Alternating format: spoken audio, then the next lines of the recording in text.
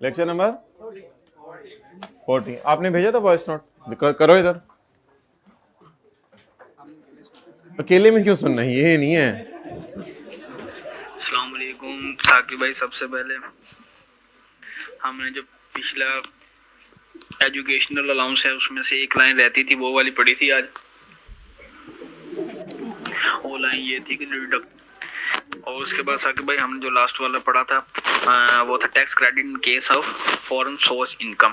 If a person as a regular tax payer is engaged regular tax payer in the नहीं, foreign resident tax payer. activities and is earning income from foreign sources, the following tax credit will be allowed: lower of the foreign tax paid, खामोश।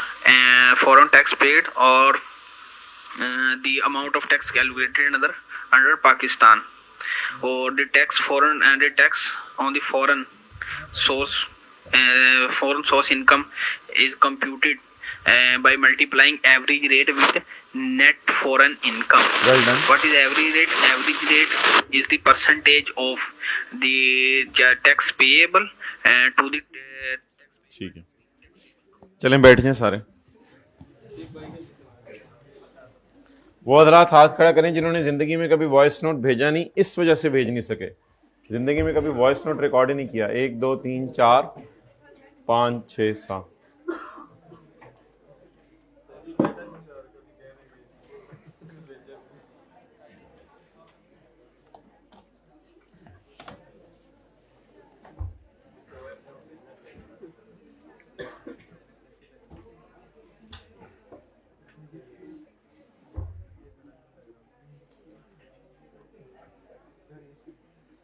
Pause करो।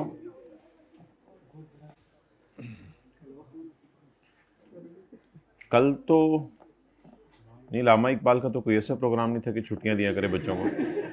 ये तो हुकूमत ने उनके जाने के बाद गलती से सोचा है। लामा इकबाल ने तो कहीं नहीं कहा था कि छुट्टियां दिया करें। पेज 74। कल हमने कहा था कि नेट फॉरेन सोर्स इनकम निकालते हुए खर्चे दो किस्म के हैं। एक वो खर्चे हैं जो कि डायरेक्टली एट्रीब्यूटेबल है, जिसको एक्सक्लूसिव भी कहा जा सकता है। चलें बातें बस कर देना, थर्ड लास्ट रो ये फीमेल स्टूडेंट को समझाएं, क्लास शुरू होगी भी, बातें बस कर दे, खड़े होके भी बातें, बैठ के भी बातें। तो जो सिर्फ और सिर्फ इनकम कमाने के लिए किए वो खर्चे भी माइनस हो सकते हैं, और जो खर्चे रीजनेबल बेस पे एलोकेट करने जाते हैं वो भी माइनस किए जाएंगे। तो ये दो किस्म के खर्चे हैं जो आप माइनस करेंगे।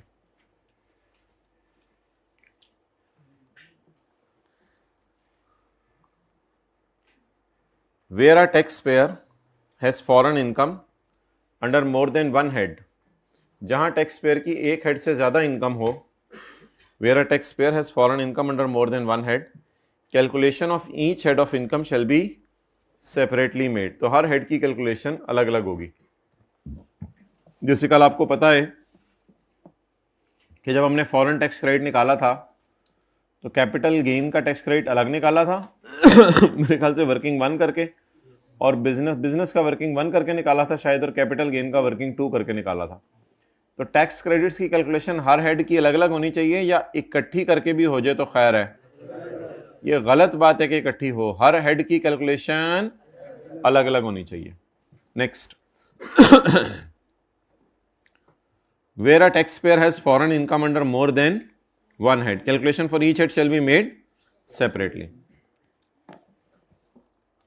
अदर सोर्स और प्रॉपर्टी सेपरेट हेड्स हैं, कैपिटल गेन और बिजनेस सेपरेट हेड्स हैं, ये सबको पता है। लेकिन एक लाइन ये है जो आज ये बताने लगी है कि स्पेक्यूलेशन और नॉन स्पेक्यूलेशन भी अलग अलग हेड्स हैं। स्पेक्यूलेशन और नॉन स्पेक्यूलेशन भी अलग अलग हेड्स हैं। No, what is speculation, what is non speculation, ये तो हमने बिजनेस के चैप्टर में पढ़ना है। लेकिन for the sake of discussion छोटी सी बात कि स्पेक्यूलेशन कोई और बिजनेस होता है, नॉन स्पेक्यूलेशन कोई और बिजनेस होता है।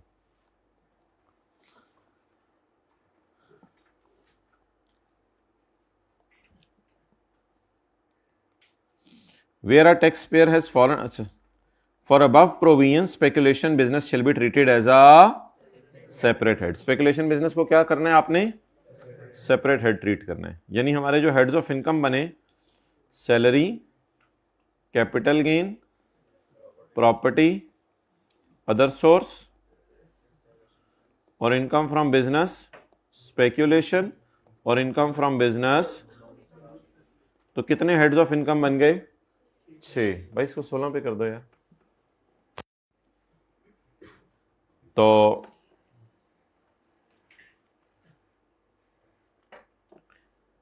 For above provision speculation shall be treated as a separate head. तो याद रखिएगा स्पेकुलेशन एक सेपरेट हेड है। चैप्टर 4 में भी ये बात हुई थी। फॉलोइंग इज द तरतीब ऑफ टैक्स क्रेडिट्स। आखिरी रो में दरवाजे के पास हाइब्रिड में बातें करते हुए, फॉलोइंग इज द तरतीब of tax credits. Tax credits की ये तरतीब है। पहले फॉरेन टैक्स क्रेडिट माइनस होगा, कल हमने किया था।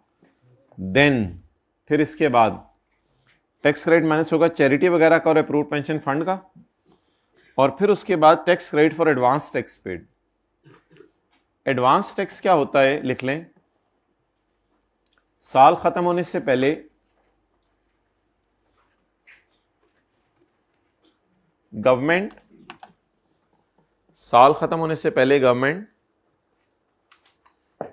टैक्स पेयर से कहती है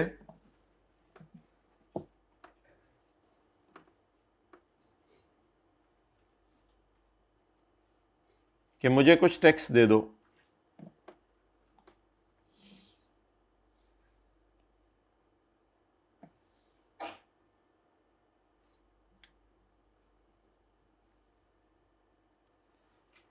इसको एडवांस टैक्स क्यों कह रही है? साल खत्म होने से पहले मांग रही है।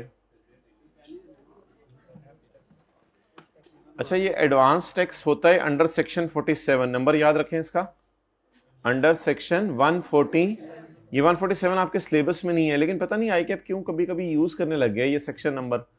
बस सलाह ही पूछो उसको। तो एडवांस टैक्स का कौन सा सेक्शन है? ये कुछ जानना जरूरी नहीं आपको कि सेक्शन 147 में लिखा क्या हुआ है, लेकिन बस ये पता होना चाहिए कि एडवांस टैक्स किस सेक्शन के तहत पे किया जाता है। सेक्शन नंबर 147 के तहत। सेक्शन 147 पे अगर हम हल्की सी नजर मारें तो सेक्शन 147 में हमें कुछ चीजें मिलेंगी।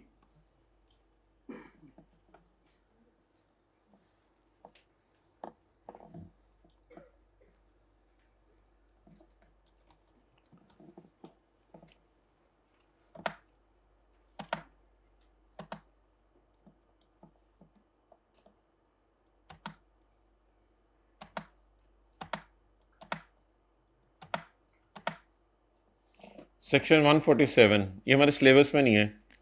एवरी टैक्स पेयर बला बला बला अदर देन बला बला बला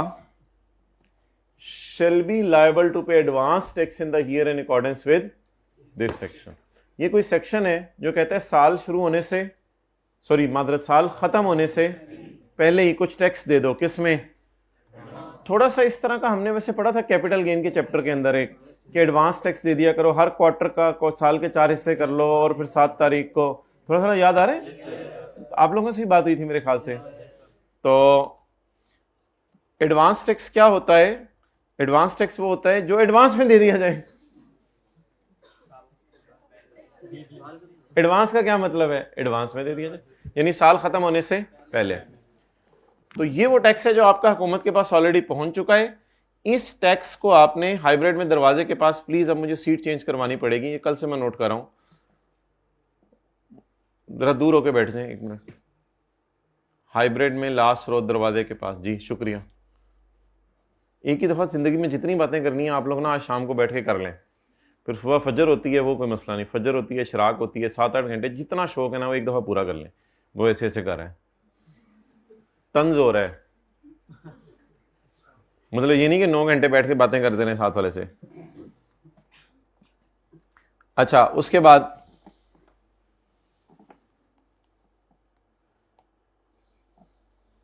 पहले कौन सा माइनस कर लें tax credit? Foreign tax credit, फिर चैरिटी वगैरह का, और उसके बाद एडवांस टैक्स पेड जो आपने हुकूमत को पहले पे कर दिया। ऑब्वियस सी बात है, ये तो आसान सी है। अगर एक बंदा कहता है मेरा टैक्स जो है वो 70 है और मेरा फॉरेन टैक्स क्रेडिट जो है वो 80 है, तो ये 10 रिफंड नहीं होगा, कैरी फॉरवर्ड नहीं होगा। कैरी बैक नहीं होगा। The foreign tax credit shall not be refunded, not be carried back to preceding tax year, not be carried forward to following tax year. NOT कर लें।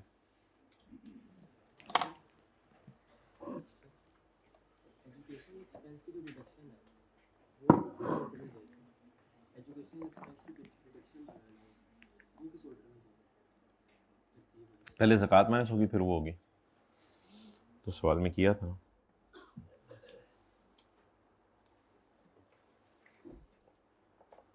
समी को बुलाएं।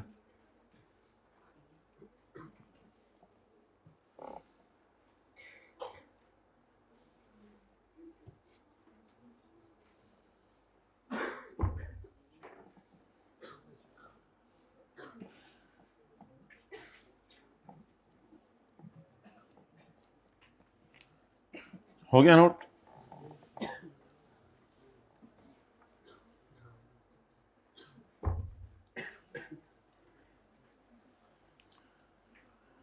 अच्छा भाई, अब सवाल यह है कि अगर एक साहब है,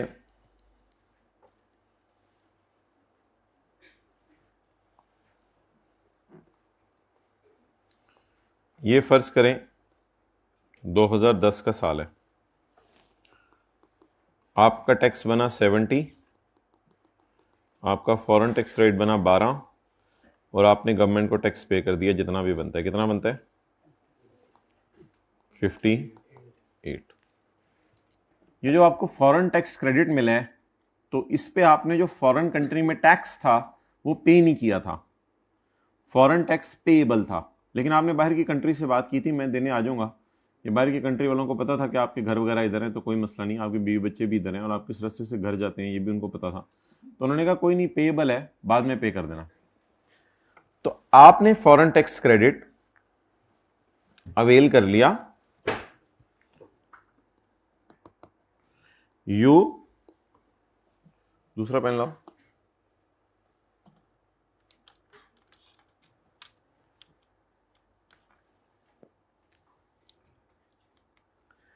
आपने फॉरेन टैक्स क्रेडिट अवेल कर लिया, लेकिन आपने फॉरेन टैक्स फॉरेन कंट्री में पे नहीं किया था। तो गवर्नमेंट कहती है कोई मसला नहीं, 12 को माइनस हुआ रहने दो, नो प्रॉब्लम एट ऑल। बस एक ध्यान रखो कि 2011 आए और इसके बाद 2012 आए,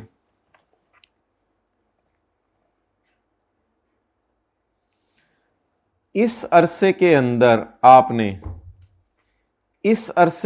आपने विद इन 2 ईयर्स आपने FR2 की लेटेस्ट 2 अटेम्प्ट्स ना प्रिंट निकाल के प्रूफ रीड कर लो, अब्दुल्ला को मैसेज करो, समझा देगा क्या मतलब है। अच्छा,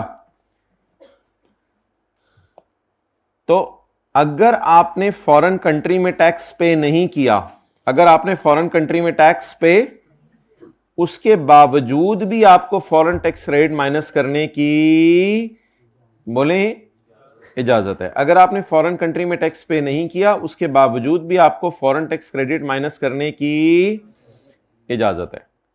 लेकिन एक शर्त है कि फॉरेन टैक्स क्या है? अनपेड, लेकिन स्टिल 12 आपको माइनस करने की इजाजत है, कोई मसला नहीं, 12 माइनस कर लें। बट यू हैव टू पे, आपने पे करना है क्या? फॉरेन टैक्स बाय 30 जून 12। 30 जून 12 कितने साल बनेंगे? 2 साल। अगर आप बाहर के मुल्क में फॉरेन टैक्स पे करके नहीं आए, स्टिल गवर्नमेंट आपको कोई सजा नहीं देगी और आपको कहेगी 12 का टैक्स क्रेडिट माइनस करो, 58 रुपीज हुकूमत के खजाने में दे दो, कोई मसला नहीं। बात एक एहतियात हुकूमत बताएगी, ये याद रखना कि अब 2 साल के अंदर अंदर क्या करना है? फॉरेन टैक्स पे कर देना है, बस ये बात है। तो लिख लें, यू हैव टू पे foreign tax bye 30 June 12।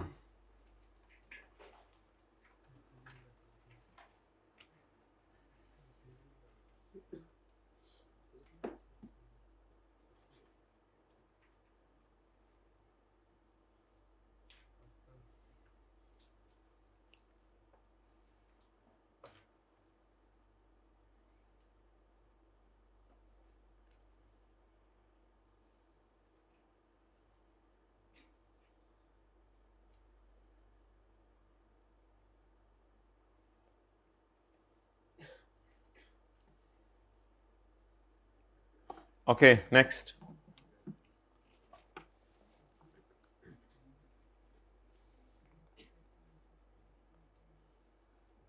credit shall be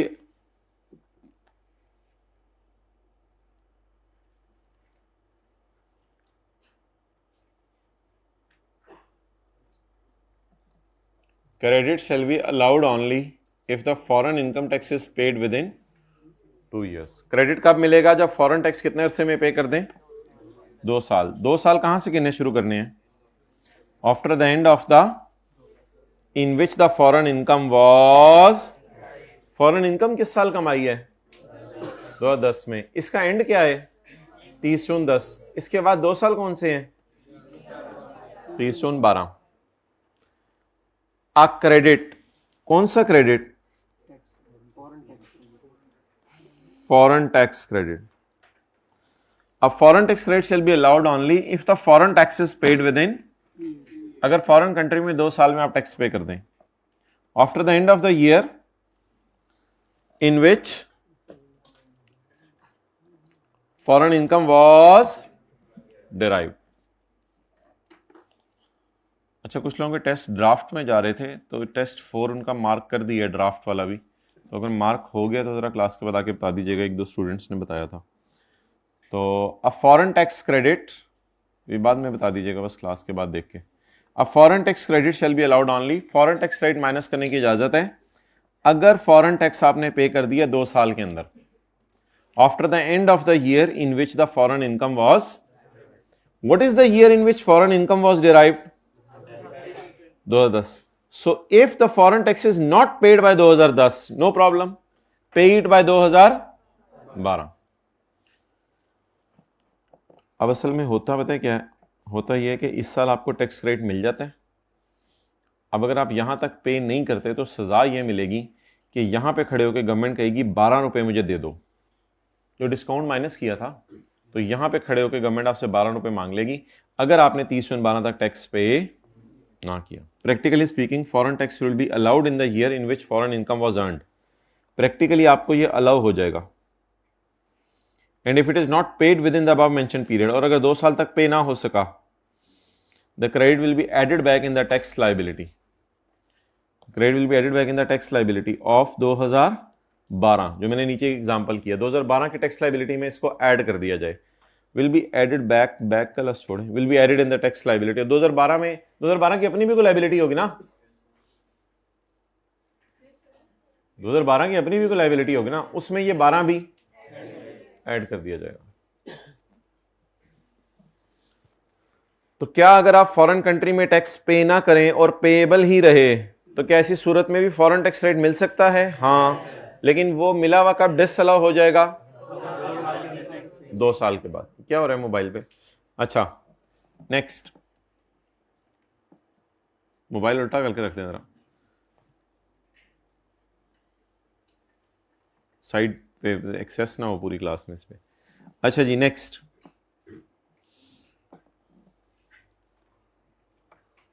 women enterprise.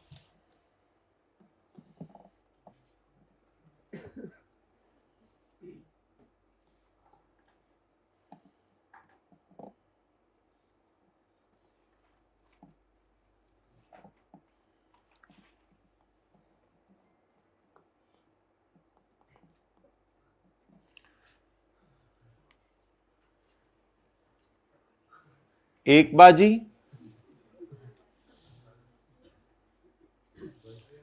या एक से ज्यादा बाजियां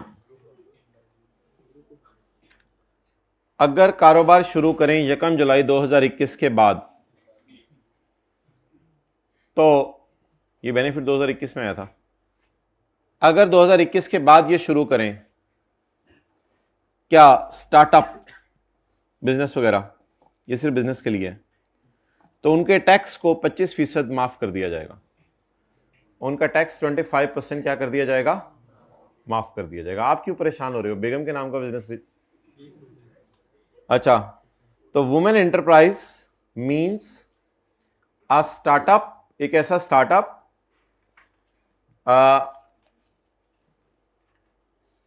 एस्टेब्लिश्ड ऑन और आफ्टर 1 जुलाई 2021.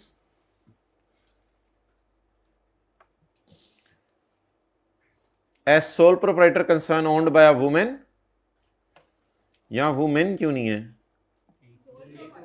अच्छा अच्छा, अकेली है इसलिए, ठीक है, अकेले तो डर लगता है फिर। अच्छा, और an AOP all of whose members are women, यानी पार्टनरशिप फर्म हो जिसमें सलमा भी हो, रुखसाना भी हो और शबाना भी हो या कंपनी हो जिसमें दुर्दाना हो और समाना।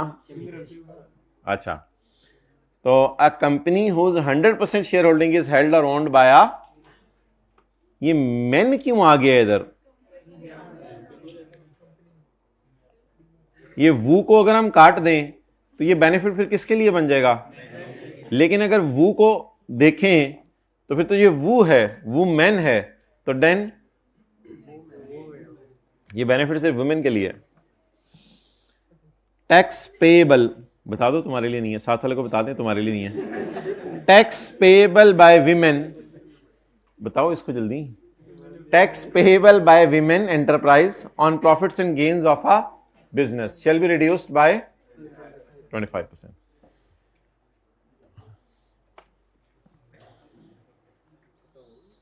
अच्छा, ये ना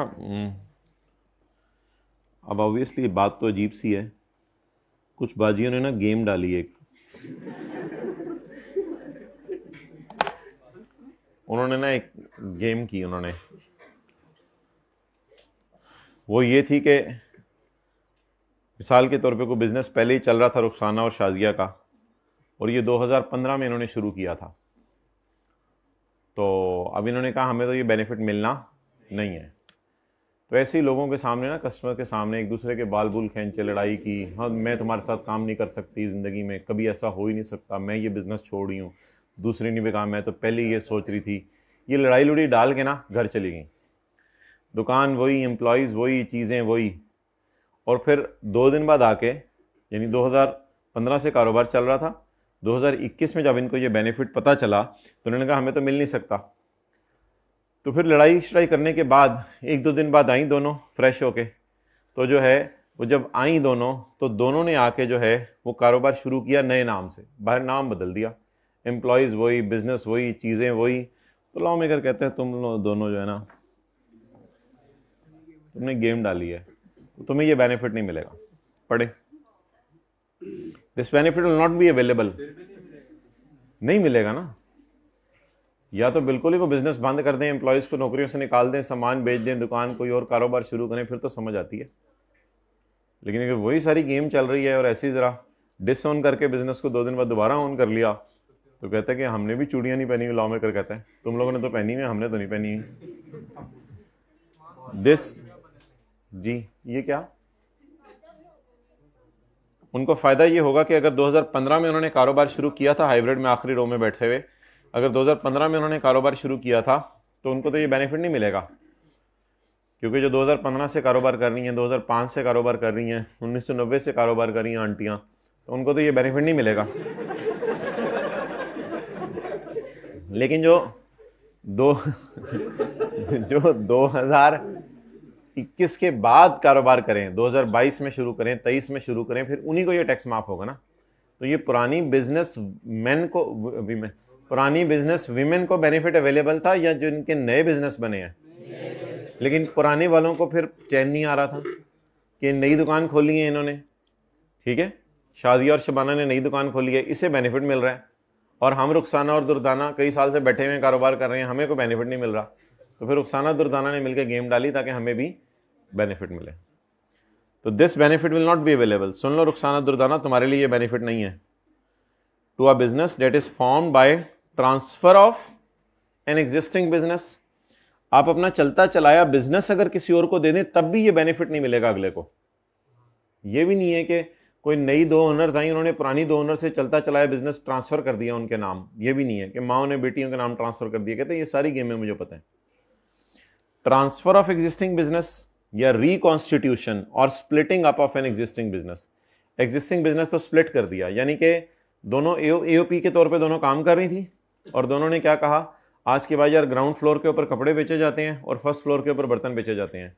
तो इन्होंने अपने आप को एओपी के तौर पे जाके डी रजिस्टर करवा लिया, और फिर 4-5 दिनों बाद ग्राउंड फ्लोर की दुकान का नाम अलग रख लिया, फर्स्ट फ्लोर की दुकान का नाम अलग रख लिया और कहा मैं एओपी है ही नहीं, हम तो अकेले अकेले कारोबार कर रही हैं और हमने ये नया कारोबार शुरू किया अल्हम्दुलिल्लाह। एम्प्लॉयज़ भी वही, बर्तन भी वही, चीज़ें भी वही, कस्टमर भी वही, बस गेम डाली है।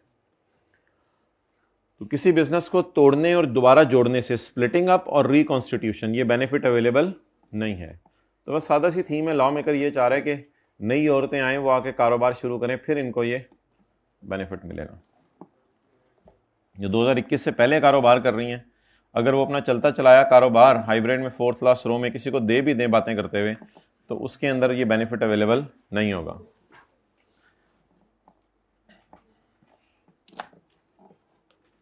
कागज पकड़ाओ जी भाई, 1 मिनट यार। देखिए, अगर आप लोगों ने कोई बात कभी करनी भी हो ना साथ वाले से, तो ऐसे ही ना ये कागज झलते झलते ऐसे सामने रख के मुंह इधर किए बगैर इस तरह को बात कर लिया करें, फिर शायद पता ना चले टीचर को।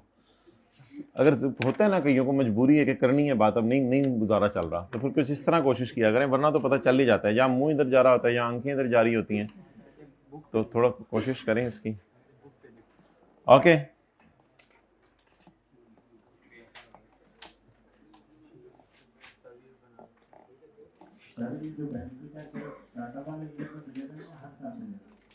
भाई ये तो औरतों के लिए बेनिफिट है, आप क्यों पूछ रहे हो?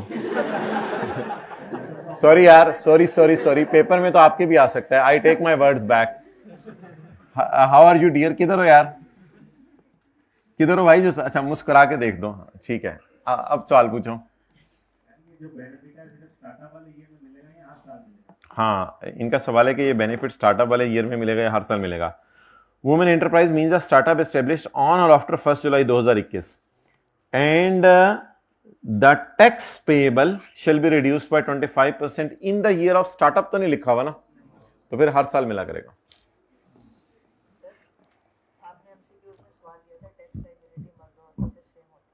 नहीं, वो कुछ और था, वो लेके आना सवाल।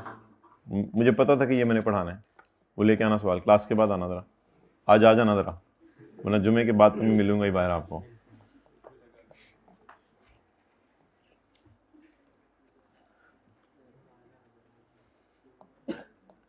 शीम एंड मीम 2 सहेलियां थी, शीम भी औरत, मीम भी औरत। इसका टैक्स है 50, इनका टैक्स बना 50, तो इनको टैक्स क्रेडिट मिल जाएगा at the rate of 25% of 50। मेरे ख्याल से 12.5 आएगा, 37.5, नोट कर लें।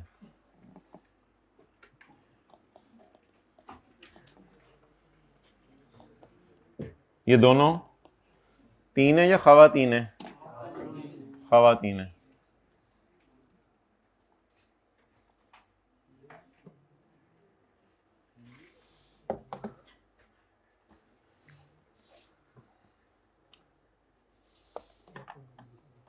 अल्लाह आपको किसी तरह ऐसी ज़िंदगी गुजारने की तौफीक दे दे कि घर में आपकी बहनें आपके बारे में कहें कि भाई हो तो ऐसा, बाकी भी भाई हों लेकिन आपके बारे में उसकी ये स्टेटमेंट हो, या घर में आपके भाई कहें भाई हो तो ऐसा, घर में आपके अब्बू कहें बेटा हो तो ऐसा, अल्लाह आपको औलाद दे वो कहें अब्बू हो तो ऐसे, तो अल्लाह आपको बीवी दे तो कहें शोहर हो तो ऐसा, मोहल्ले वाले कहें हमसाया हो तो ऐसा।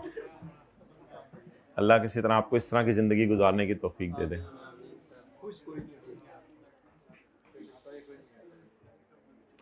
सेटिस्फाई कोई नहीं होता कि चक्कर के अंदर ये तो नहीं कि अगले को रोलना शुरू, इज्जत तो दो अगले को। आइए बैठिए, लीजिए, पीजिए, कीजिए।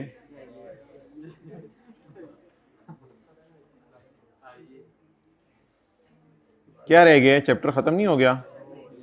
पेज 74 पे आए। Full time teacher allowance, full time teacher allowance. अच्छा जी,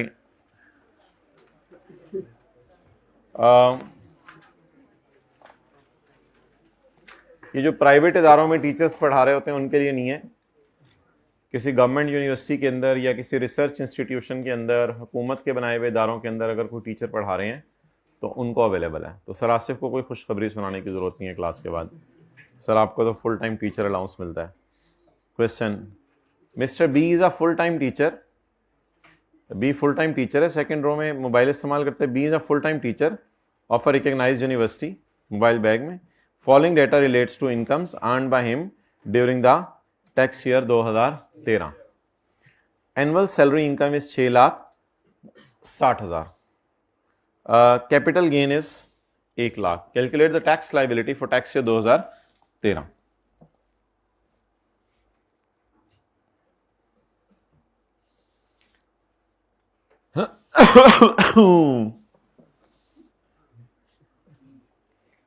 अच्छा, इनकम फ्रॉम सैलरी बोलें यार। वैसे ये चैप्टर तो मैं साथ साथ याद कर रहा हूँ, पता नहीं मुझे क्या हो गया। माशाल्लाह, अल्लाह नजरे बद से बचाए। मैं तो साथ वाले से भी अब पर्दा करके आता हूँ, मेरी शक्ल भी उसको नजर ना आए। टैक्सेबल इनकम कितनी आ गई मोबाइल इस्तेमाल करते हुए? 7,60,000। अब टैक्सेबल इनकम का 75% ले,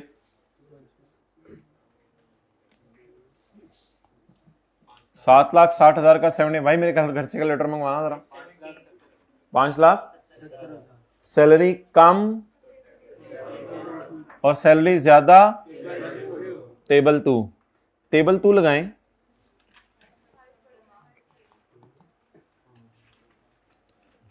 $7,60,000।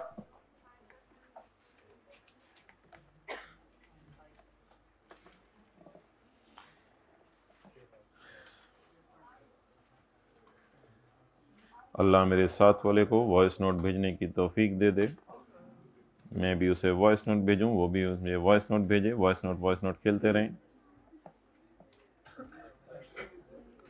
10 क्लासों के बाद कितने वॉइस नोट होने चाहिए? 10, 20।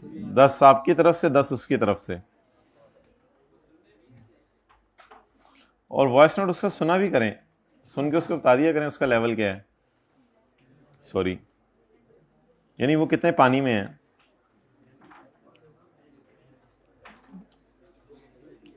मोबाइल इस्तेमाल कर लें थर्ड लास्ट रो में, फिर हम आगे चलते हैं कंसंट्रेशन के साथ। ये जब ऐसे करते हैं ना आप लोग,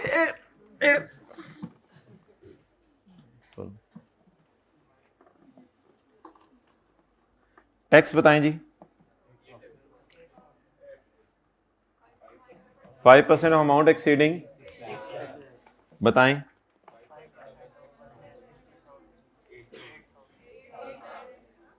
$8,000। अब हमने करना ये है कि इसका टैक्स माफ करना है, और टैक्स दरवाजे के पास एंड पे बैठे हुए हमने जो है वो माफ करना है। कितने %? बोलने का हक भी छीन लें आप। कितने % माफ करना है? 25%। तो 25% टैक्स हमने रिड्यूस करना है इसका। Less full time teacher allowance. यार गलती से इसका नाम ना अलाउंस है, बट ये है नहीं, actually it is a tax credit. Allowance इसका नाम है, लेकिन ये है टैक्स क्रेडिट। ये वाहिद ऐसा टैक्स क्रेडिट है, जिसमें आपको टेबल में 2 दफा जाना पड़ेगा। ना बातें करें ना लास्ट रो में, जिसमें आपको टेबल में 2 दफा जाना पड़ेगा। वाहिद ऐसा टैक्स क्रेडिट है जिसमें आपको टेबल में 2 दफा जाना पड़ेगा। अब आपको टेबल में जाना पड़ेगा सिर्फ 6,60,000 को देखने के लिए कि 6,60,000 पे टैक्स लगाएं। 6,60,000 पे कितना बन रहा है tax? 5% of amount exceeding 6 lakh जी। What is amount? इस 6,60,000 को जाके देखना है आपने। तो नहीं, अगर खाली सैलरी को देखना है फिर तो टेबल 2 ही है। 5% ऑफ अमाउंट एक्सीडिंग 6 लाख, 60,000 जरा 3,000 की वैसे जरूरत नहीं है। 3,000 का 25% माफ करना है। कितना?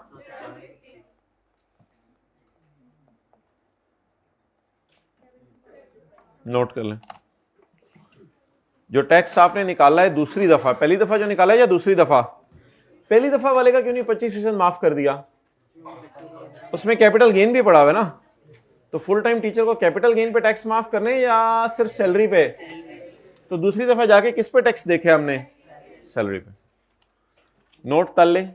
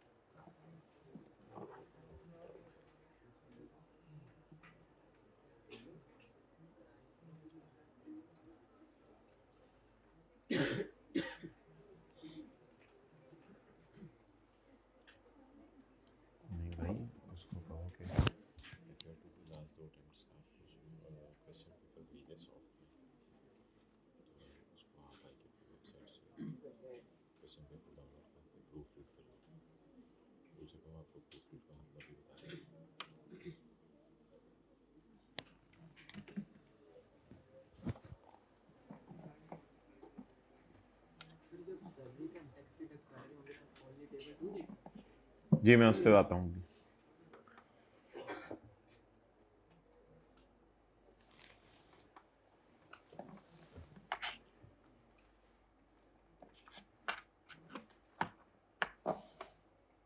जिस जिसका जानने वाला नहीं आया हुआ वो जरा खड़े हो जाए।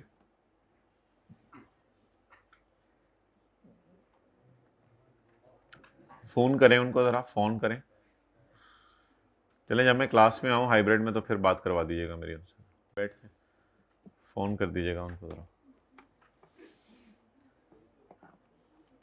अस्सलाम वालेकुम जी। वालेकुम सलाम जी। कॉलेज से फोन जी, आपका बच्चा नहीं आया आज। अगली बात तो यही करेंगे, कल से बच्चे को ले जाएं फिर आप, अगर नहीं भेजना तो। वो कौन सा हॉस्टल वाला ऐसा है जो कभी छुट्टी भी कर लेता है और घर वालों को बताता भी नहीं है? Sir we are grown up now, what are you saying? We are grown up. अच्छा, हमें अच्छे बुरे का खुद पता है, ये और बात है, साथ साथ याद नहीं करना। तो पहली दफा जो आपने टेबल लगाने ना भाई दीवार टूट जाएगी, थोड़ा इधर हो। पहली दफा जो आपने टेबल लगाना है ना, उस टेबल के लगाते हुए आप लोगों ने ये ध्यान रखना है कि टेबल 1 लगेगा या 2। लेकिन दूसरी दफा जब टेबल लगाना है ना, उसमें सिर्फ सैलरी देखनी है आपने जाके, इसलिए उस वक्त सिर्फ क्या लगाना है? टेबल 2। लेकिन लगा के जो टैक्स आएगा उसको कितना माफ कर देना है? 25%।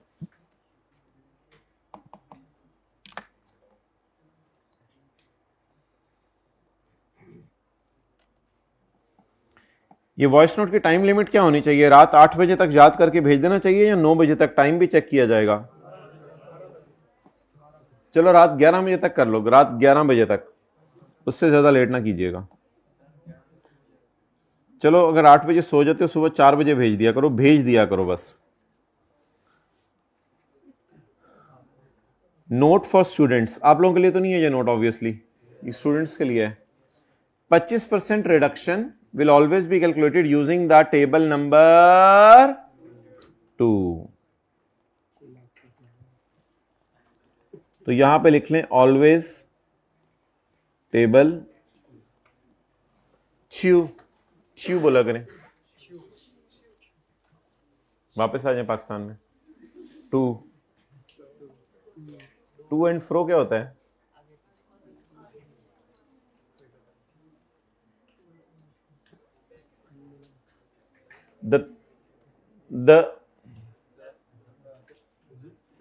अच्छा, जो पेपर आ रहा है उसमें कुछ सवाल ऐसे भी होते हैं जो वाज़े देखने से पता चल जाते हैं, और कुछ सवाल ऐसे होते हैं जो देखने से पता नहीं चलता। उसमें फिर जिसने बार बार रिवीजन की होती है ना, उसको ये बातें याद रहती हैं, ये बात कहाँ हुई थी, ये बात कहाँ हुई थी। तो इसलिए बार बार रिवीजन करना भी जो है वो ज़रूरी है।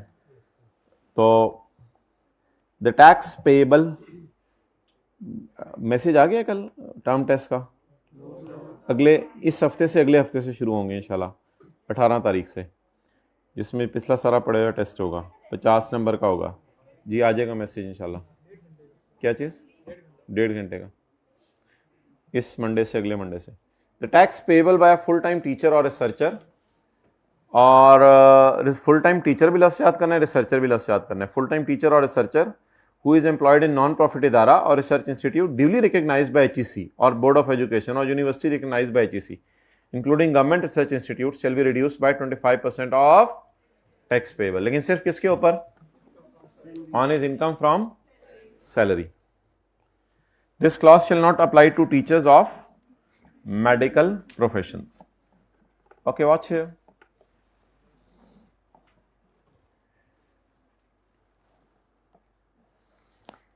एक टीचर है, वो प्राइवेट क्लिनिक चला रहा है, टीचर भी है, यानी सुबह जाके, ये करीब कौन सा है? अल्लामा इकबाल मेडिकल कॉलेज फैसलाबाद, ये ना वो, ये जिना हॉस्पिटल के साथ अल्लामा इकबाल मेडिकल कॉलेज। तो पढ़े कोई दोस्तों अल्लामा इकबाल मेडिकल कॉलेज में, अब तो बन गया होगा वो डॉक्टर। अच्छा, तो teacher is running a private clinic as well. Teacher private clinic चला रहा है। सुबह क्या करता है? टीचिंग करता है। कहां जाके? अल्लामा इकबाल मेडिकल कॉलेज में, चलो। और शाम को क्या करता है? प्राइवेट क्लिनिक चला रहा है। एक इस किस्म के डॉक्टर हो गए। एक और डॉक्टर जहन में लाएं। एक टीचर है, वो टीचर भी है और किसी हॉस्पिटल में भी काम कर रहा है, यानी सुबह टीचिंग करता है जाके और शाम को जाके तजर्बे कर, शाम को किसी हॉस्पिटल में जाके बैठता है। यानी वो, उसके पास इतना पैसा नहीं था कि अपना प्राइवेट क्लिनिक बना सके, तो शाम को जाके क्या करता है? वो हॉस्पिटल में बैठता है। Teacher is working in a hospital, किसी हॉस्पिटल में जाता है, and is receiving his share of consideration receive from patients. और वो इतना मशहूर डॉक्टर हो गया है कि अस्पताल वाले शाम को से बैठने की तनख्वाह नहीं देते, बल्कि बात यहां तक बढ़ चुकी है कि अगर कोई पेशेंट इलाज कराने आता है तो पेशेंट की फीस का ही 70-80% उस डॉक्टर को दे दिया जाता है। यानी शायद उस डॉक्टर की मजबूरी नहीं है उस अस्पताल में काम करना, बल्कि अस्पताल वालों की मजबूरी बन चुका है, वो डॉक्टर इतना मशहूर हो गया हुआ है। तो कुछ डॉक्टर ऐसे भी होते हैं जिन्होंने अस्पताल से ये अरेंजमेंट कर लिया होता है कि अस्पताल वालों, आप मुझे पेशेंट की फीस का 60-70% शेयर दो, बाकी आपने बिजली पानी कमरा प्रोवाइड किया, उसका खर्चा निकालना निकालो। तो टीचर भी है, is working in a hospital, एक हॉस्पिटल में काम कर रहे हैं, and is receiving is share of consideration received from, share of consideration, भाई क्लास इधर हो रही है, बाइट काफी देर से देख रहा हूं। Share of consideration received from patients.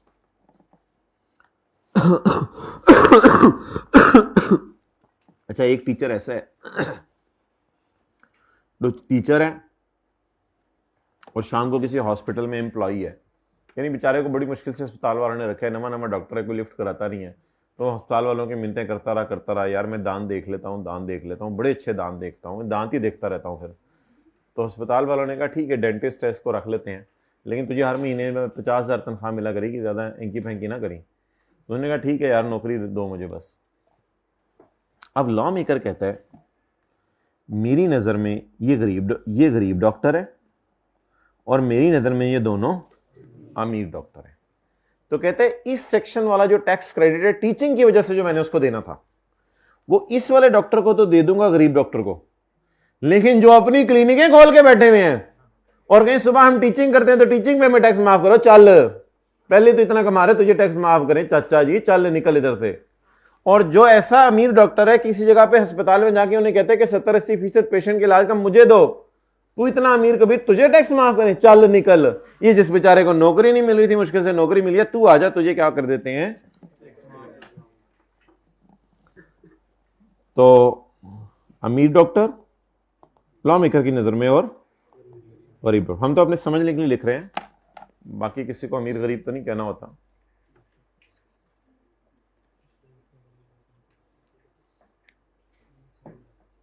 बचपन में कोई कुछ कहता भी था तो आप उसे कह देते थे, जो कहता है वही होता है। कह देते थे। कोई आके आपको कहता था तुम पागल, उनके तो जो कहते हैं वही होते हैं, कह के चले जाते थे वो।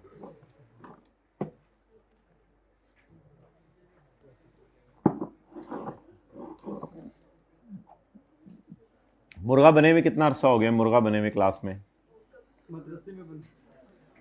कभी नहीं बने। आ जाए फिर जरा रिवीजन हो जाए।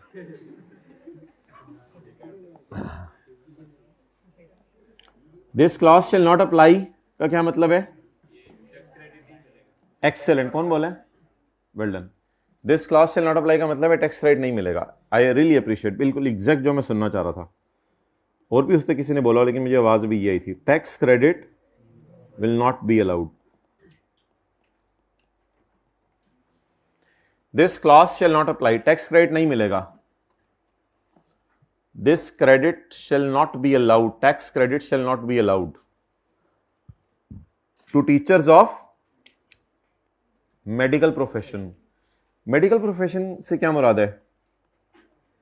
Doctors who derive income from, पहले वाला डॉक्टर, दूसरे वाला डॉक्टर, तीसरे वाला डॉक्टर, पहले वाला। मैं आपको 50 रुपए देने का सोच रहा था वापस। Receive share of consideration receive from patients, पहले वाला डॉक्टर, दूसरे वाला डॉक्टर, तीसरे वाला। तो तीसरे वाले को तो इसने एक्सेप्शन में डाला नहीं, फिर तीसरे वाले को टैक्स क्रेडिट मिल जाएगा।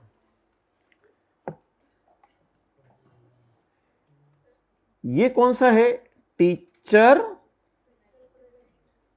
हु बुतर उत्ते वेख, टीचर वो जो अमीर वाला डॉक्टर है, who receive share of money received from patients by, यानी पहले पेशेंट ने हॉस्पिटल को दिए पैसे, फिर हॉस्पिटल ने उसके 60-70% पैसे डॉक्टर को दे दिए। अगर डॉक्टर का इतना लेवल है कि हॉस्पिटल से यहां तक निगोशिएट कर चुका हुआ है, यानी हो सकता है सारा सिर्फ कल को कॉलेज वालों को कह दें कि आपने क्या मेरी महीने की 3 लाख रुपए तनख्वाह लगाई हुई है, जो मैं बच्चों को पढ़ाता हूं उसकी परसेंटेज मुझे दें, तो अभी भी क्या मतलब, तुझे क्या पता है? खड़े हो जाओ।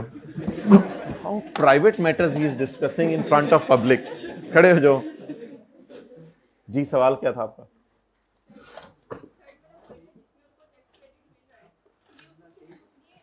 जारी बात है वो शाम को जो हॉस्पिटल में काम करे उस पर तो नहीं मिलेगा, सैलरी में मिलेगा।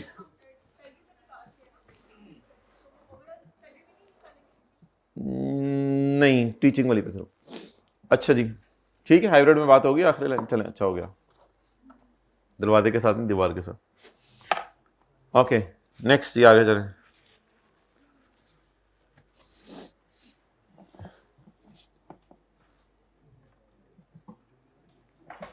Tax credit for point of sale machine.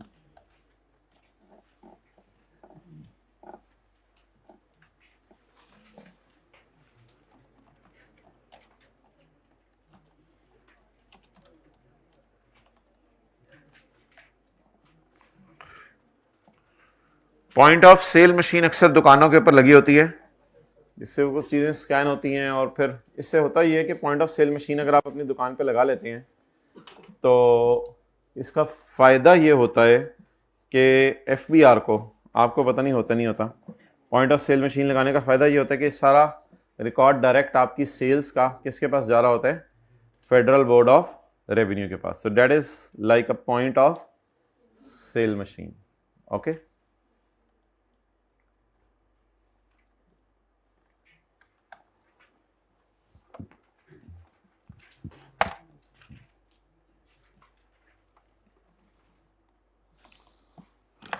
Tyre 1 retailers.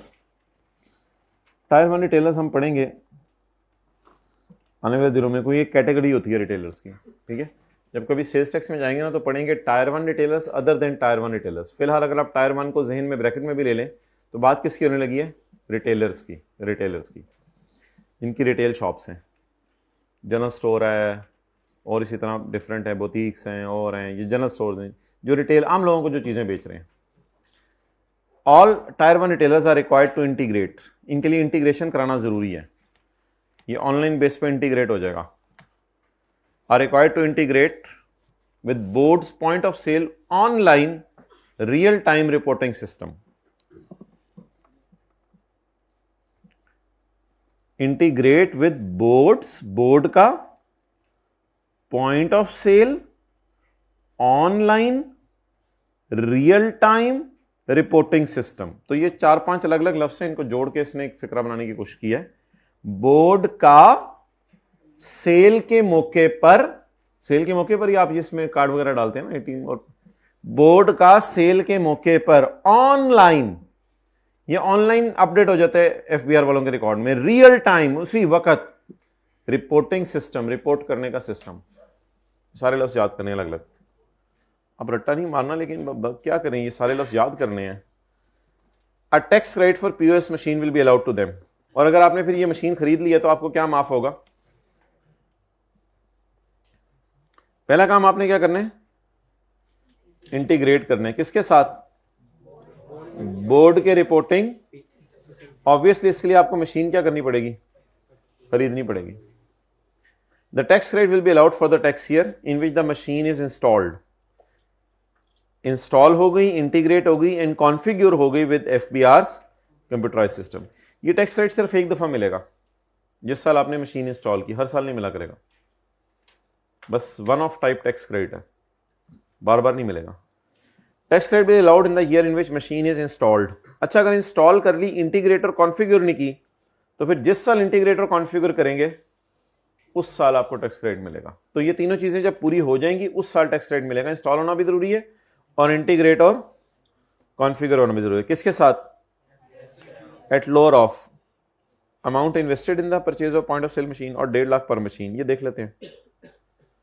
Point of sale machine is a machine. Oh, that's nice, you have told me this is a machine. I was thinking it is a toy,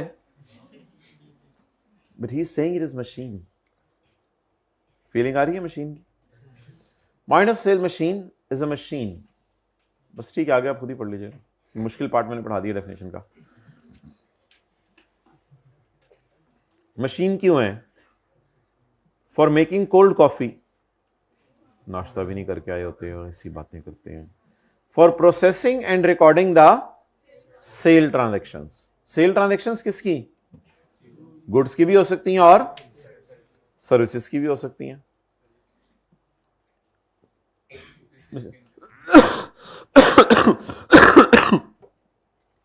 अब बाल कटाने जाओ, अब ये goods तो नहीं बेच रहा ना वो आपको, बल्कि उल्टा आपके बाल भी रख रहे, पैसे भी ले रहे आपसे, तो वो अब आपको सर्विसेज दे रहे हैं ना, तो वहां पे भी ये सिस्टम लग सकता है. बाकी तफसीलात तो क्लास के बाद तो मैंने नहीं कहा, तो मैं कभी कभी कहता हूँ. And recording the sale transaction for goods and services इधर इन कैश. हो सकता है आप पैसे दे दें और थ्रू क्रेडिट और डेबिट कार्ड. तो हो सकते हैं आप पैसे दें, हो सकते हैं आप क्रेडिट या डेबिट कार्ड डाल दें इस मशीन में. और ऑनलाइन पेमेंट्स ये होती हैं कि आप अकाउंट नंबर सिर्फ उससे पूछते हैं और फिर अपने अकाउंट से उसके अकाउंट में पैसे ट्रांसफ़र करके फिर स्क्रीनशॉट लेके फिर उसका व्हाट्सएप नंबर लेके उसको उसके ऊपर सेंड कर देते हैं. वो रिसीव कर लेते हैं, 2 ब्लू टिक आ जाते हैं, आपको तसल्ली हो जाती है उसने देख लिया, अल्लाह अल्लाह खैर सल्ला. तो ये 3-4 पेमेंट मेथड अलाउड हैं. कैश में भी पेमेंट हो सकती है दुकानदार को, वो रिटेलर है, दुकानदार को कैश में पेमेंट कर दें, क्रेडिट कार्ड से पेमेंट कर दें, डेबिट कार्ड से पेमेंट कर दें, ऑनलाइन पैसे उसके अकाउंट में ट्रांसफर कर दें, बस पैसे दे दें उसको.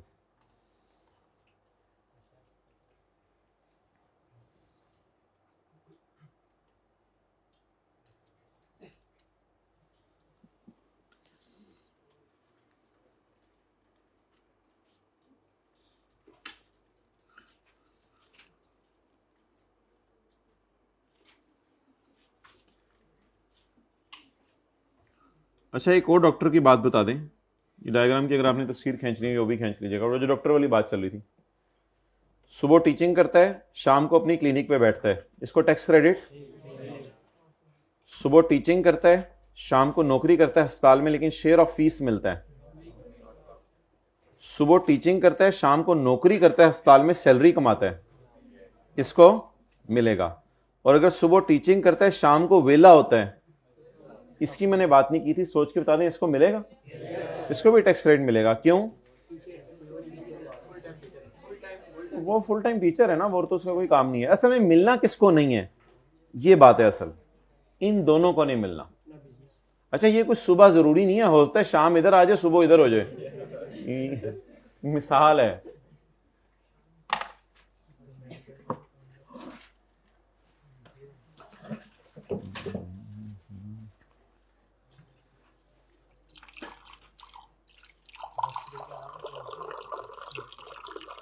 अभी मैं H2O डाल रहा हूं, मुझे फोकस करने दो, सवाल ना पूछो। जी माय डियर,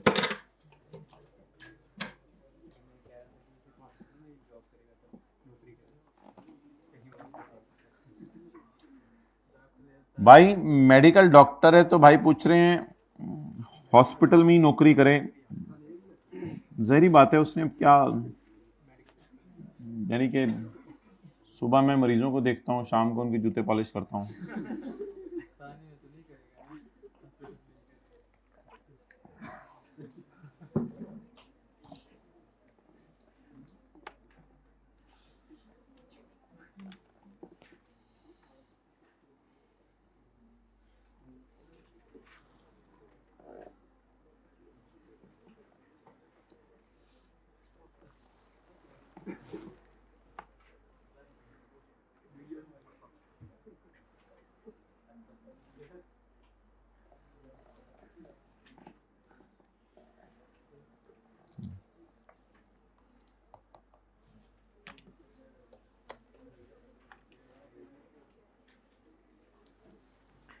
अच्छा जी, एक बंदा है,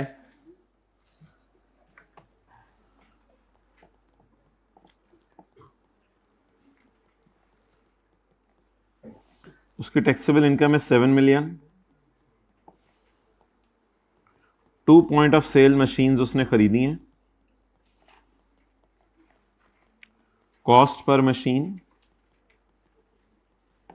इज 220,000। हर मशीन की कॉस्ट है 2,20,000। तो चुप करा दें, इसने बोलते रहने एंड तक। बोलने की गरारियां ढीली हैं, बोलना शुरू कर दे तो चुप कराना पड़ता है। आप लोग टैक्स निकलवाएं जरा जाके चैप्टर 4 में।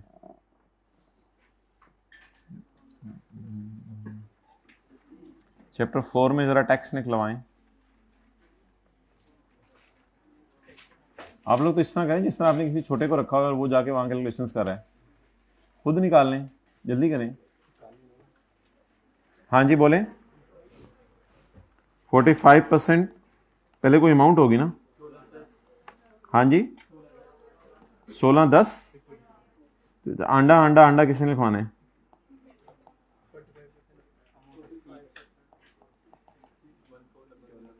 वन 4 00 000 बोलें। 2 2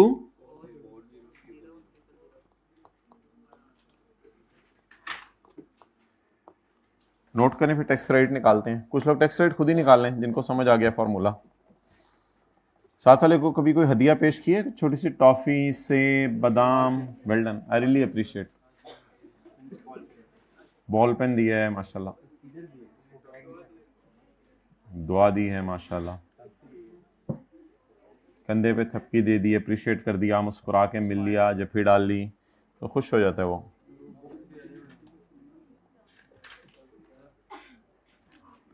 हाइब्रिड में मोबाइल इस्तेमाल कर लिया, ये सारी चीज़ें मैटर करती हैं। अच्छा जल्दी करें, है मौजूद है।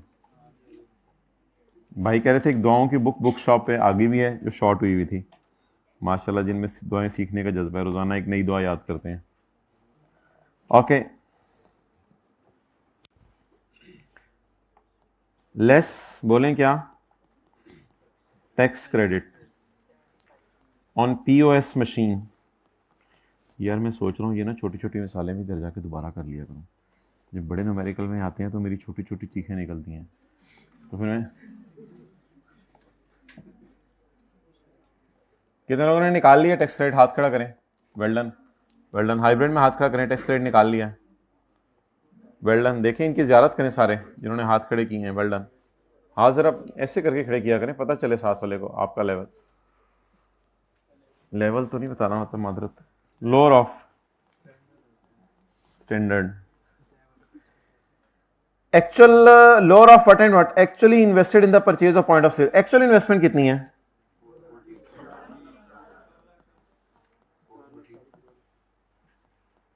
2 लाख ज़रब 2 इज इक्वल टू 4,40,000 या 1.5 लाख पर मशीन।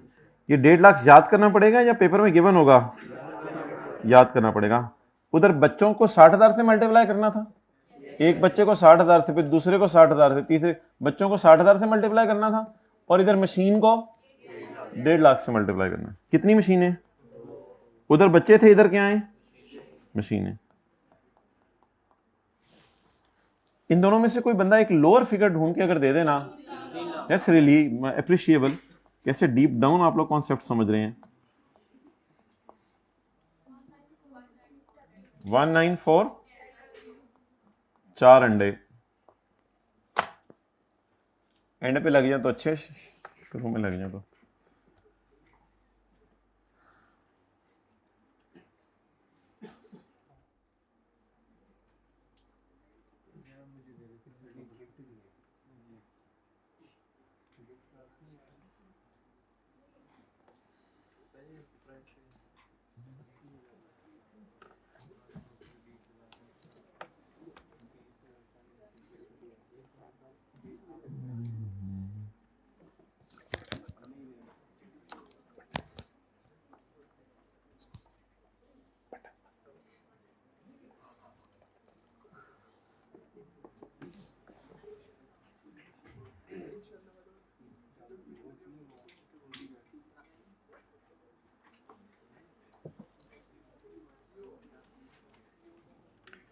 ये भाई मुझे याद कराना, ये ना हाइब्रिड में कुछ लोग मोबाइल इस्तेमाल कर रहे हैं, इनकी वीडियो निकलवा के ना इनकी लिस्टें बनवाओ, और लिस्टें बनवा के इनके नाम मुझे देने हैं।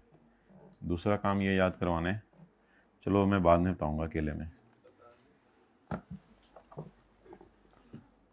अच्छा जी, वीडियो देख लें, हर कमरे में बन रही है। Just nice.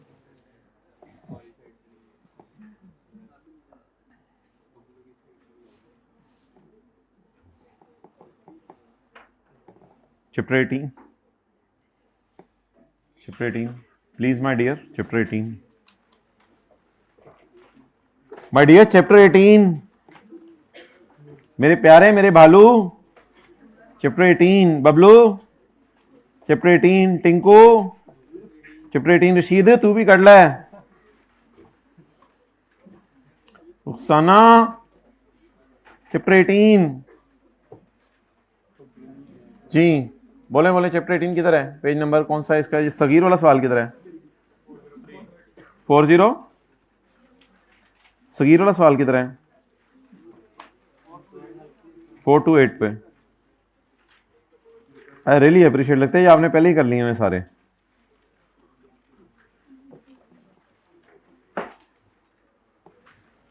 Sagir is a resident individual.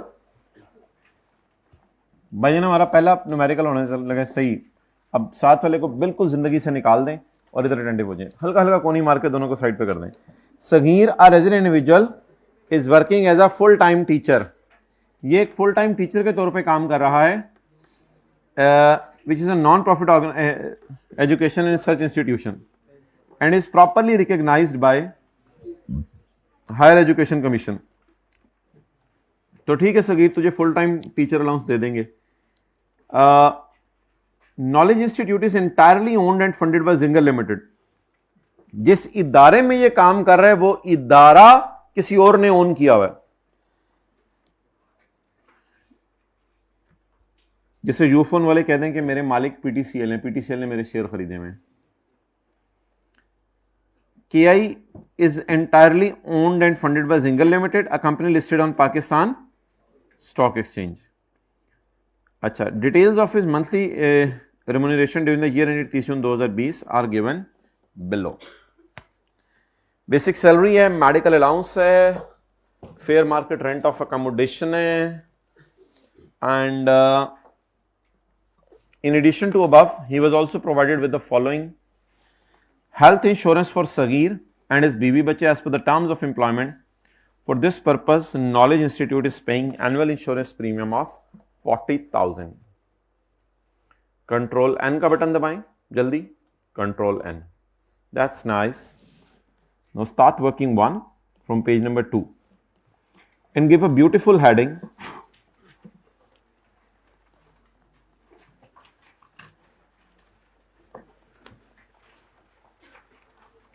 Beautiful heading, beautiful. दिल काले कोलू नहीं सुनी नहीं होनी चीजें दुनिया में। दिल काले कोलू मुंह काला चंगा, ये कोई इसनू जाने हु नहीं पता, हु शू वाली बातें नहीं सुनी। What I am trying to say is black face is better than black heart. I hope you got it. दिल काले कोलू मुंह काला चंगा, ये कोई इसनू जाने हु। अच्छा जी, इनकम फ्रॉम सैलरी स्टार्ट करें जी। बेसिक सैलरी, बेसिक सैलरी, बस दिल ना जिंदगी में कभी ब्लैक होने दीजिएगा। झूठ बोलने से एक नुक्ता पड़ जाता है, गिबत करने से एक और नुक्ता पड़ जाता है, करते करते करते दिल स्याह हो जाता है, फिर खैर की बातें उस पर असर नहीं करती। लेकिन ना उम्मीदी भी नहीं होनी चाहिए, तौबा करने से माफ। बेसिक सैलरी, बहरहाल कुछ गुनाह ऐसे होते हैं अगले से माफी मांगनी पड़ती है कुछ में। 2 लाख ज़रब 12 बोलें तो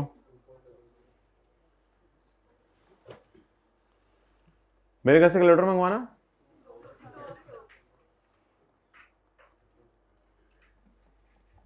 ओके, नेक्स्ट मेडिकल अलाउंस।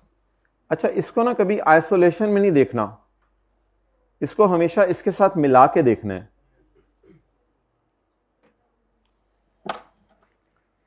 इधर देखें सारे,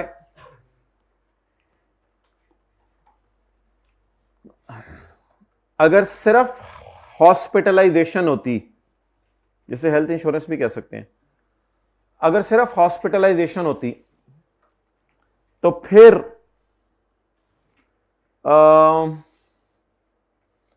एज पर टर्म्स और नॉट एज पर टर्म्स देख के डिसाइड करना था। एज पर टर्म्स है तो पहला scenario, not as per terms है तो दूसरा सिनेरियो।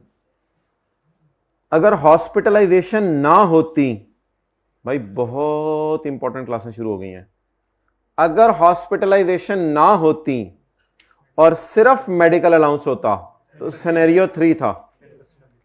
लेकिन अगर मेडिकल अलाउंस भी है और हॉस्पिटलाइजेशन, तो फिर जाके हमें जरा सिनेरियो 4 और 5 को देखना पड़ेगा कि वो क्या कहता है।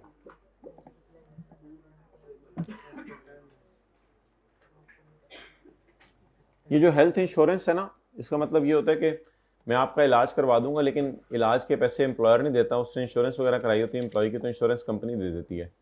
तो इसके बारे में कल जरा तफसील से बात करेंगे कि हेल्थ इंश्योरेंस क्या होती है। लेकिन ये हॉस्पिटलाइजेशन है, यानी उसे लगा बंदा कैश भी मिल रहा है और इलाज की सहूलत भी किसकी तरफ से है, एम्प्लॉयर की तरफ से। या तो एम्प्लॉयर बहुत सखी है या एम्प्लॉय बहुत बीमार है कि उसको पैसे भी देने पड़ रहे हैं एम्प्लॉयर को और साथ उसको इलाज भी फ्री करा के देना पड़ रहा है। So come on income from salary chapter. You're not supposed to come. I am here for you to come because you are here for me to come and we are here for our parents to go. अच्छा, page number 109।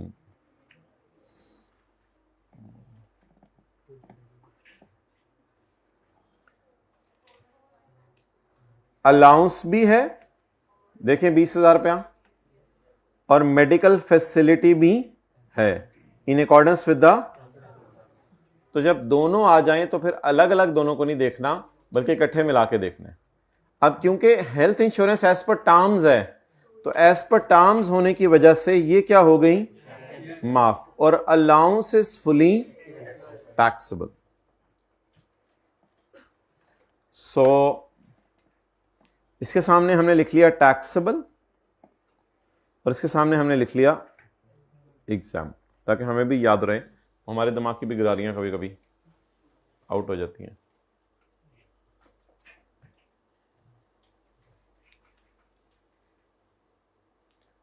Who is consistent in studies? माशाल्लाह, really appreciate. Detract तो नहीं होते ना? Okay. बताएं जी medical allowance जरा 12 2 lakh allowance को क्या कर दें टैक्सेबल हेल्थ इंश्योरेंस लेकिन असल में इसे क्या कहते हैं हॉस्पिटलाइजेशन या medical facility as per terms इसको क्या कर दें एक चीज को माफ कर दिया एक चीज को टैक्सेबल कर दिया इन दोनों को जरा मिला के पढ़ना करें अलग अलग नहीं पढ़ा करना चलो चलिए चलिए सर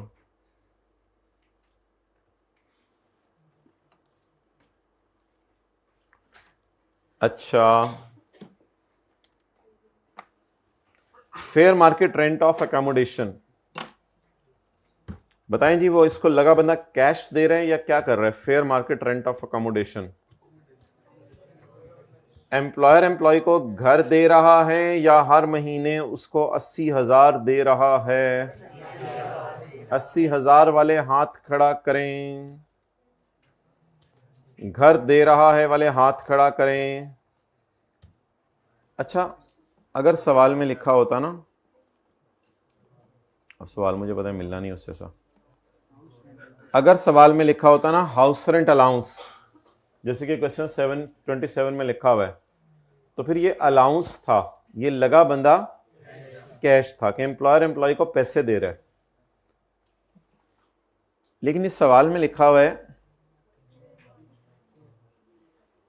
अकोमोडेशन का बाजार में किराया इतना है तो फिर इसका मतलब है एम्प्लॉयर ने भी तो अकोमोडेशन ही दी हुई है ना तो अकोमोडेशन का जब लफ्ज आ जाए ना तो इट मींस कि एम्प्लॉयर ने लगा बंदा कैश नहीं दे रहा एम्प्लॉयर उसको क्या दे रहा है इसलिए उसने ऊपर कहीं ऐसा नहीं लिखा details of cash payments during the year खुदा ना खास्ता ऐसा लिख देता तो हम भी परेशान हो जाते यार ये कैश पेमेंट तो है ही नहीं हाँ this is a cash payment but this is perquisites it is not cash payment it is a perquisite it is a benefit what is the name of this benefit the name of this benefit is accommodation रिहाइश दी हुई है employer ने employ को हर महीने लगा बंदा पैसे cash नहीं भेज रहा उसके घर got it so let's revise the rules of accommodation Rashid अगर इसी तरह मेरा सैलरी का चैप्टर रिवाइज होता रहा तो मेरा क्या बनेगा डर है कि मेरा सर्टिफिकेट ऑफ मेरिट आ जाएगा तो मुझे देखता रह जाएगा लेकिन फिर मैं तेरे हाथ कहाँ आऊँगा अस्तगफिरुल्लाह तो समझाएं भाई इतना भी नहीं हो जाना तुमने अच्छा कहाँ जाना था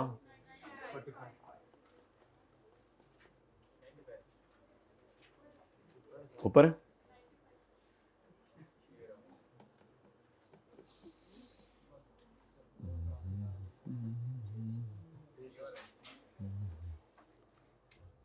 अकामू कौन सा मुंह अकामू accommodation the value of accommodation provided by an employer shall be higher of 45% of basic salary या वो पैसे जो हाइब्रिड मोबाइल चार्ज करते हुए दिए जाते अगर घर ना दिया जाता तो खुद भी मोबाइल चला के डिस्टर्ब हो रहे हैं दूसरों को भी करें amount that would have been paid not for the students आप लोग तो टीचर है मैं अपने लिए पढ़ लूँ if amount that would have been paid by employer had no accommodation be provided is not given in the question we will compare 45% of basic salary with the that's why today I am comparing it with 45% of basic salary with the fair market rent guys get ready yes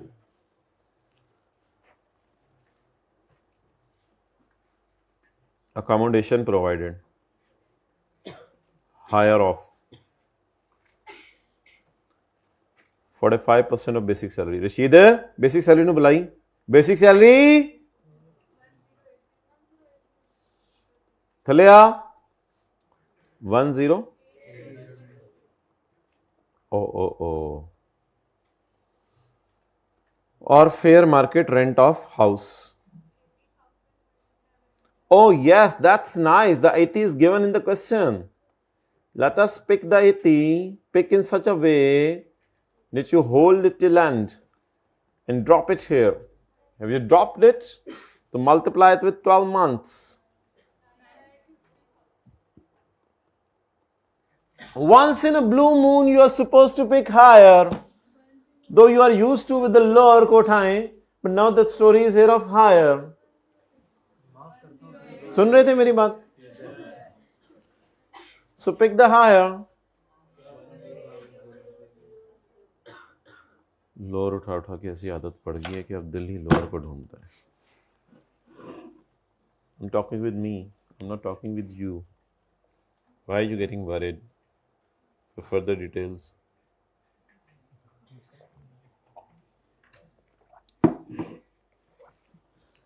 So I hope the things is very easy for the people who are studying on a daily basis. But those who are not studying on a daily basis, so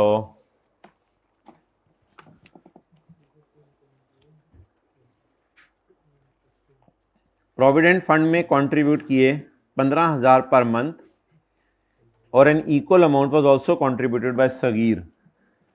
Sagir ने भी fund में पैसे contribute किए, तो ये 15,000 फिर किसने contribute किए होंगे? अगर इक्वल अमाउंट सगीर ने कंट्रीब्यूट किया है तो ये लिखा हुआ है ना, he was provided with the following. तो इसका मतलब है ये पैसे किसने प्रोवाइड किए हैं? तो ये वाला 15,000 क्या हो गया? Employer contribution.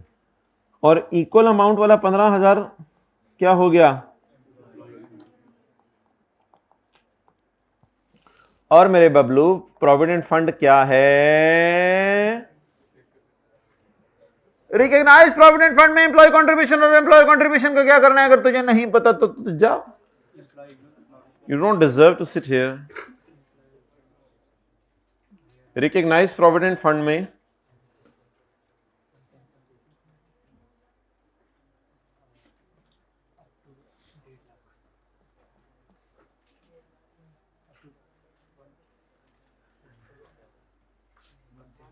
क्यों चिट्टा हो जाता है चलते चलते?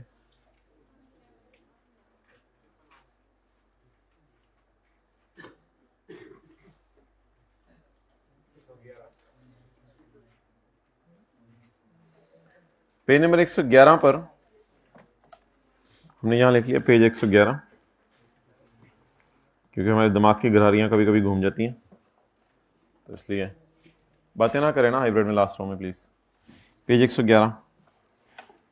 एम्प्लॉय कंट्रीब्यूशन को तो सिंपली आपने इग्नोर करना है, और employer contribution is exempt up to lower of. DNS allowance नहीं है, फिर बेसिक सैलरी पे गुजारा चला लेंगे.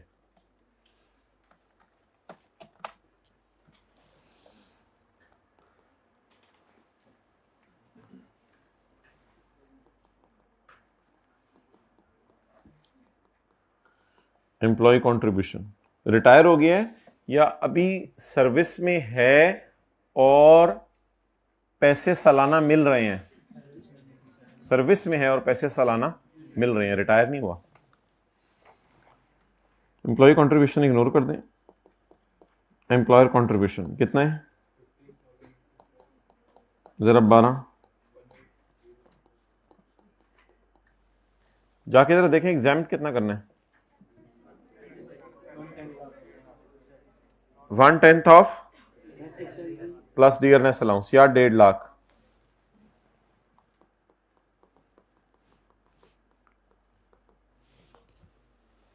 जी बताएं भाई. Exempt up to. जी वालेकुम सलाम.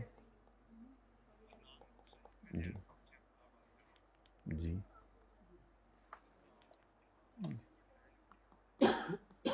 बाद में कर लें.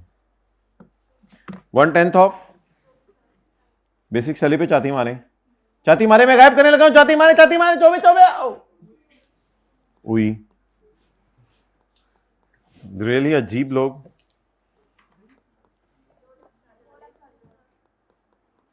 या इन दोनों में से क्या उठाने, लोअर उठाने, उठाएं जरा। अच्छा ये तो नहीं परेशान हो रहा कि कहीं लोअर हो रहा है कहीं हायर हो रहा है, मैं क्या करूंगा। कई लोग मुझे मिले हैं कई सालों से टैक्स पास कर रहे हैं, उनको भी ये सारे उठाए जाते थे लोअर हायर, लगा शुक्र पास भी हो जाते थे, 90 से ऊपर नंबर सर्टिफिकेट मेरिट वाले लेते रहे। यानी कि ये चीज़ें इंसानी अकल के मुताबिक हैं, इंसान ही कर रहे हैं ना कई सालों से। नहीं मुझे बताएं मैं क्या करूं। भाई कई इंसान मिले मुझे, अल्लाह का शुक्र है इंसान सारे कई इंसान मिले मुझे जी।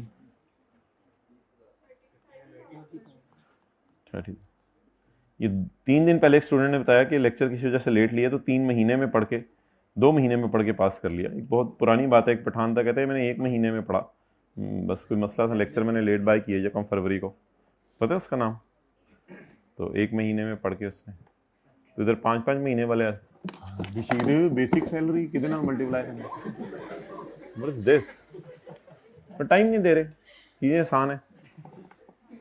अच्छा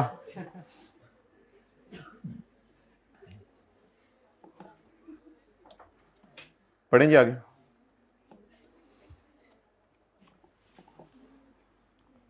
एडिशनल इंफॉर्मेशन है, इसको छोड़ें, और ये अदर इंफॉर्मेशन है, दोनों को क्या करना है, रिक्वायरमेंट पढ़ें, बस सवाल खत्म हो गया। पढ़नी है एडिशनल इंफॉर्मेशन भी, चलो खेल लें हमारे फ्यूचर से, खेल लें। 1 जुलाई 2019 छोटे ऑप्शन पढ़ा भाई, जरा ऑप्शन देना, ऑप्शन पेज ही होते हैं, ऑप्शन शेयर तो नहीं होते। शेयर पकड़ा, शेयर सर्टिफिकेट मंगवाया जाए, ये भाई ने शेयर सर्टिफिकेट बना के दे दिया, सब बस रहने दो फिर, ये शेयर सर्टिफिकेट है, ये ऑप्शन है। साल के पहले दिन सगीर के यहां अल्लाह ने Sagir was granted an option, Sagir को एक ऑप्शन मिली,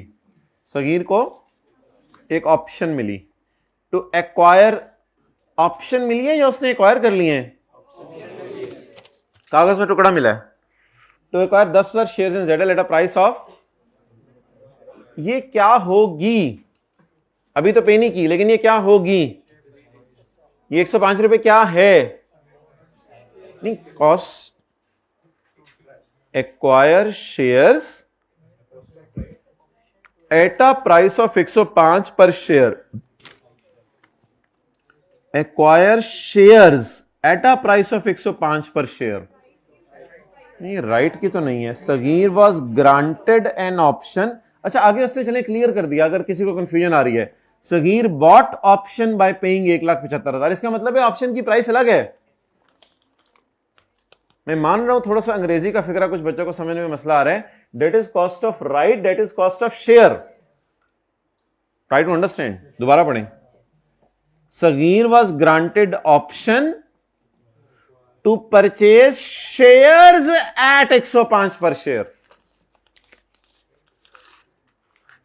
शेयर खरीदने हैं तुमने 105 पर शेयर के एतबार से, और आगे उसने फिर लिख भी दिया, अगर आपको कंफ्यूजन आ रही है कोई मसला नहीं, आगे उसने लिख दिया, आगे क्या कह दिया उसने, Sagir bought the option by paying rupees 1,00,000, क्योंकि ये 105 ज़रब 10,000 तो देखें बड़ी हैवी फिगर आ रही होगी, 105 ज़रब 10,000 कितनी आ रही है, 1050, 10,50,000 के तो शेयर खरीदने आपने, ऑप्शन कितने की खरीदी, अच्छा बॉट है या टू बी बॉट है, बॉट है। Sagir bought the option on the same date by paying 1,75,000 to knowledge institute, when the fair market value of option was 2 lakh, इसने जब 1,75,000 दे के ऑप्शन खरीदी तो ऑप्शन की कीमत 2 लाख, मेरी कीमत 2 लाख, मेरी कीमत 2 लाख। तो ये तो हमने सेक्शन 14 के 1 में पढ़ा था। हाँ। ऑप्शन की कीमत देखते हैं नहीं देखते,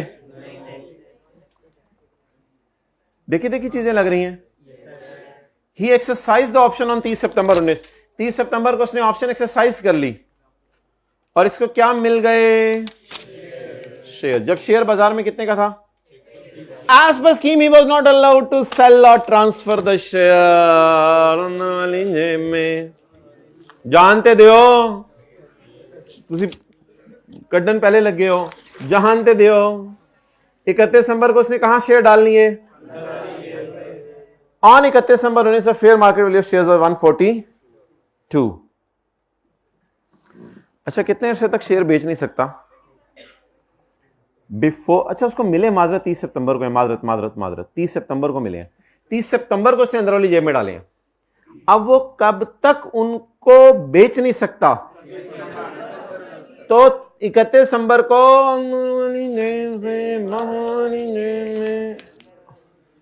बस आ गए हैं ना, क्या लगे हुए हैं दीवाने। ऑन 31 दिसंबर 19 से फेयर मार्केट, ऑन 30 में ही सोल्ड 5000 शेयर्स, आधे शेयर बेच दिए, ही सोल्ड आधे शेयर्स। अच्छा ये मुझे वैसे बताएं, वैसे आपसे पूछ रहा हूं, ये सारी बातें बड़ी बड़ी लग रही हैं, आप फील हो रहे साथ साथ पढ़ना चाहिए था, फील हो रहे ना आप साथ साथ पढ़ना चाहिए था। चलें कल साथ वाले को तैयार करा के नए नए कपड़े पहना के लाएं, ये न्यूमेरिकल सॉल्व करना है हमने पूरा।